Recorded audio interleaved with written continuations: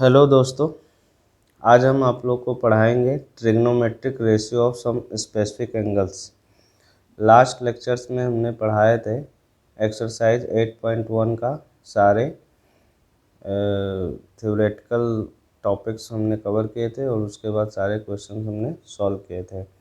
आज हम पढ़ाने वाले हैं आप लोग को trigonometric ratio of some specific angles, means कुछ एंगल्स के भी हम लोग ट्रिग्नोमेट्रिक रेशियोज निकालने वाले हैं। ये बहुत ही इम्पोर्टेंट है, इसको ध्यान से समझना है। पहले हम आपको 45 डिग्री एंगल का ट्रिग्नोमेट्रिक रेशियो बताएंगे, जैसे साइन 45, कॉस 45, टेन 45, सेक, कोसेक, कॉट, ये सारे 45 डिग्री एंगल के लिए सारे ट्रिग्नोमेट्रिक रेशियो हम बताएंगे। इसके बाद हम बताएंगे 30 और 60 डिग्री के लिए, उसके बाद बताएंगे 0 डिग्री और 90 डिग्री के लिए। तो चलिए हम स्टार्ट करते हैं 45 डिग्री के लिए। देखिए, ये राइट एंगल ट्रायंगल है। राइट एंगल ट्रायंगल है तो एंगल बी कितना होगा? 90 डिग्री होगा। ठीक है, एंगल बी कितना होगा? 90 डिग्री होगा। इस ट्रायंगल ए बी सी में हम क्या एज्यूम करते हैं कि ए बी और बी सी दोनों क्या है? इक्वल हैं। ठीक, assume A B is equal to B C. ठीक है, अब ए बी और बी सी अगर हम इक्वल मानते हैं, मान लीजिए कि ए है, इसका क्या है? ए बी की वैल्यू ए है और बी सी की वैल्यू ए है। ठीक है, ए बी और बी सी की वैल्यू हमें पता है, तो हम ए सी की वैल्यू निकाल सकते हैं क्या? Using Pythagoras theorem. Pythagoras theorem क्या कहता है? जो हाइपोटेनस का स्क्वायर होता है वो परपेंडिकुलर के स्क्वायर प्लस ए बी के स्क्वायर के बराबर होता है। तो A C square equal to क्या हो जाएगा? A B square plus B C square. A C square equal to क्या हो जाएगा? A square plus A square. A C square equal to क्या हो जाएगा? 2a square. A C equal to क्या हो जाएगा? अंडर रूट में 2a स्क्वायर। ए सी क्या हो जाएगा? a√2। ये तो आ गई वैल्यू किसकी? ए सी की। ए सी की वैल्यू कितनी आ गई? a√2 आ गई। ठीक है, अब एक चीज़ और इसमें समझने वाली बात है कि हमने एज्यूम किया ए बी इक्वल टू ए और बी सी इक्वल टू ए। ये कब होगा? दोनों, ये 45 डिग्री, ये एंगल बी कितना है? 90 डिग्री, और एंगल ए और एंगल सी हमें नहीं पता है। तो अगर हम इसको 90 डिग्री मान रहे हैं और दो वैल्यू क्या है? बराबर है, ए बी और बी सी की, तो एंगल ए और एंगल सी कितनी होंगे? ये वैल्यूज़ जब बराबर है, ए बी और बी सी जब बराबर है, इसका मतलब ये हुआ एंगल ए और एंगल सी क्या होंगे? वो भी बराबर होंगे। ठीक है, लेट्स एज्यूम करते हैं कि एंगल ए कितना है? थीटा है, तो एंगल सी भी कितना होगा? थीटा होगा। तो इन ट्रायंगल ए बी सी में थीटा की वैल्यू अगर हम फाइंड कर लेते हैं तो एंगल ए के लिए हमारा क्या निकल जाएगा? एंगल ए कितना होगा वो अभी हम निकाल देते हैं कि 45 डिग्री कैसे होगा। जैसे दोनों साइड बराबर हैं तो क्या होंगे? एंगल भी बराबर होते हैं। ट्रायंगल रूल से आपने लोगों ने पढ़ा होगा। ठीक है, नहीं पढ़ा तो आप समझ जाइए कि ए बी जब दो साइड्स बराबर होते हैं तो एंगल भी बराबर ही होते हैं। ठीक है, अब हमें नहीं पता है कि कितना डिग्री का होगा, तो हम वो वैल्यू हम फाइंड कर लेते हैं, वो यहाँ पे पुट कर देंगे, उसके बाद सारे ट्रिग्नोमेट्रिक रेशियो हम फाइंड कर लेंगे। तो in triangle A B C देखिए, angle A plus angle B plus angle C is equal to क्या होता है 180 डिग्री। ट्रायंगल के तीन एंगल का अगर हम सम करते हैं तो कितना होता है, उसकी वैल्यू 180 डिग्री होता है, हमने पढ़ा है। तो ये थीटा है, एंगल बी 90 डिग्री है प्लस एंगल सी भी थीटा है और 180 डिग्री है। थीटा और थीटा कितना हो जाएगा 2 थीटा, 180 डिग्री माइनस 90 डिग्री, हम इसको इधर लेकर आ गए। 2 theta is equal to 90 degree, theta is equal to कितना हो जाएगा 90/2 मीन्स 45 डिग्री। ये क्या है एंगल ए है और ये क्या है एंगल सी भी है, क्योंकि एंगल ए और एंगल सी दोनों की वैल्यू क्या है थीटा है। ठीक है, तो इससे ऐसे पता चल गया कि एंगल ए की वैल्यू कितनी डिग्री है 45 डिग्री है, जिसका हम ट्रिग्नोमेट्रिक रेशियो हम निकालने वाले हैं। ठीक है, अब कोई भी एंगल ले लीजिए, हम लेते हैं एंगल ए। एंगल ए कितना है 45 डिग्री है। ठीक है, ट्रिग्नोमेट्रिक रेशियो पढ़े होंगे, sine A means angle A के निकाल रहे हैं, तो इसको हम ऐसे लिख सकते हैं साइन 45 डिग्री। अब साइन ए या साइन 45 डिग्री का ट्रिग्नोमेट्रिक रेशियो हमने क्या पढ़ा था, परपेंडिकुलर अपॉन हाइपोटेनस। तो परपेंडिकुलर क्या है BC अपॉन हाइपोटेनस AC। तो BC कितना है A और AC कितना है A/√2। तो ये क्या आ गया 1/√2 आ गया।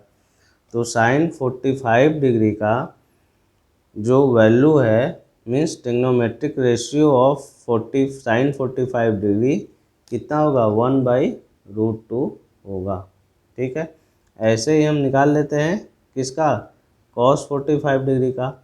cos 45 डिग्री का वैल्यू क्या होता है इस एंगल में देखें, बेस अपन हाइपोटेनस होता है। तो बेस कितना है AB है और हाइपोटेनस कितना है AC है। तो AB कितना है A और हाइपोटेनस कितना है A√2। A से A कैंसिल हो जाएगा तो कितना आ जाएगा 1/√2। तो cos 45 डिग्री का वैल्यू कितना होगा 1/√2 होगा। ठीक है, इसका मतलब हम बोल सकते हैं trigonometric ratio of cos 45 degree is equal to 1/√2। ठीक है, अब आगे चलते हैं tan 45 निकाल लेते हैं। tan 45 को हम दो तरीके से निकाल लेंगे, कैसे देखिए। पहला तो हम पढ़ेंगे इसको कैसे लिख सकते हैं, इसको लिख सकते हैं sin 45/cos 45। ठीक है, तो sin 45 की वैल्यू है 1/√2 और cos 45 की भी वैल्यू है 1/√2। ऊपर भी सेम और नीचे भी सेम, तो कट जाएंगे कैंसिल आउट हो जाएंगे। तो ये कितना आ गया 1 मीन्स tan 45 डिग्री की वैल्यू कितनी होगी 1। इसको हम रेशियो से भी निकाल सकते हैं। दूसरा ये पहला है, दूसरा हम कैसे निकाल सकते हैं tan 45 डिग्री की वैल्यू हम रेशियो से कैसे निकाल सकते हैं। रेशियो से अगर निकालते हैं तो वो आता है परपेंडिकुलर अपॉन बेस आता है।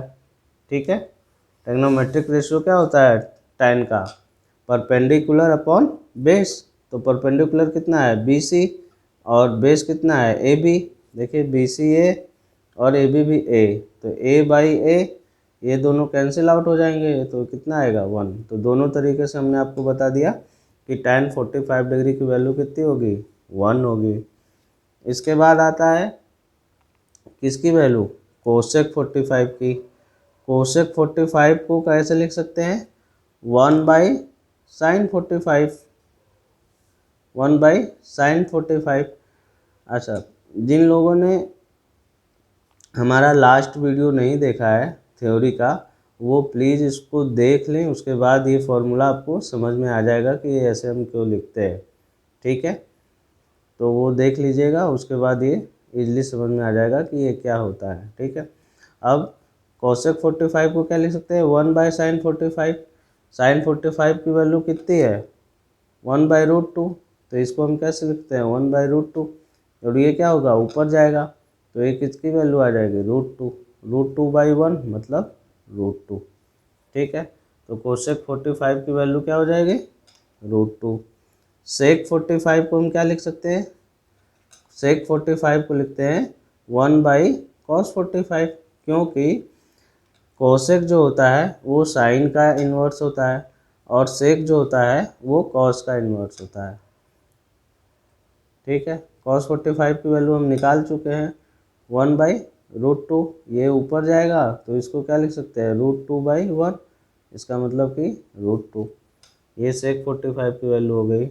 कॉट 45 को क्या लिखते हैं, कॉट 45 को लिखते हैं 1/tan45, क्योंकि जो कॉट होता है वो टैन का इन्वर्स होता है। ठीक है, तो tan45 की वैल्यू हम निकाल चुके हैं 1/1 कितना आ गया, 1। तो ये ट्रिग्नोमेट्रिक रेशियो ऑफ 45 डिग्री, ये एकदम क्लियर होना चाहिए। इसमें कोई डाउट हो तो कृपया कमेंट कर हमें बताएं। एक बार और हम बता दे रहे हैं, 45 डिग्री का हम ट्रिग्नोमेट्रिक रेशियो निकाल रहे हैं। ठीक है, एक ट्रायंगल हमने लिया है, ट्रायंगल ABC है, एंगल B की वैल्यू कितनी है, 90 डिग्री है। हमने एज्यूम किया था कि AB और BC क्या है, इक्वल है, उसकी साइड जो लेंथ है उस इक्वल है। ठीक है, इक्वल के हिसाब से हम क्या निकाल लिए, AC की वैल्यू निकाल लिए यूजिंग पाइथागोरस थ्योरम के हिसाब से, जो कि a/√2 आ गया। अब जब साइड इक्वल होते हैं तो इसके एंगल्स भी इक्वल होते हैं, तो एंगल A और एंगल C दोनों इक्वल हैं। थीटा एज्यूम किया था, थीटा की वैल्यू हम यहाँ से फाइंड कर लिए, उसके बाद ट्रिग्नोमेट्रिक रेशियो के फॉर्मूला पे सारा रख दिए तो वैल्यू हमें मिल गया। जैसे sin 45 क्या होता है, perpendicular upon hypotenuse BC upon AC, BC की वैल्यू a/√2, a से a कैंसिल तो 1/√2।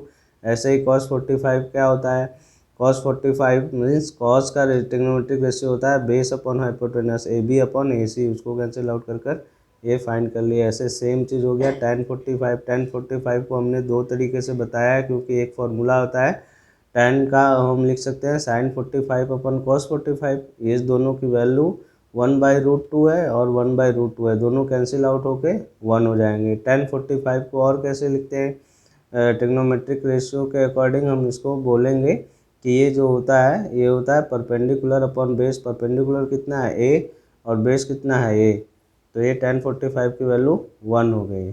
कॉसेक क्या होता है, साइन का इन्वर्स होता है, तो 1/√2 है, इसका इन्वर्स कर देंगे तो 1/1/√2, तो √2 ऊपर चला जाएगा यहाँ पे, तो ये √2 आ गया। सेक 45 का क्या होता है, ये कॉस का रिवर्स होता है, तो कॉस का रिवर्स हम बोल सकते हैं 1/√2 है, तो इसका √2 हो जाएगा, तो √2 आ गया। कॉट 45 किसका है, tan 45 का रिवर्स है, तो tan 45 की वैल्यू 1 है और 1/1 करेंगे तो क्या आ जाएगा, 1। तो ये समरी है इसका। Thank you.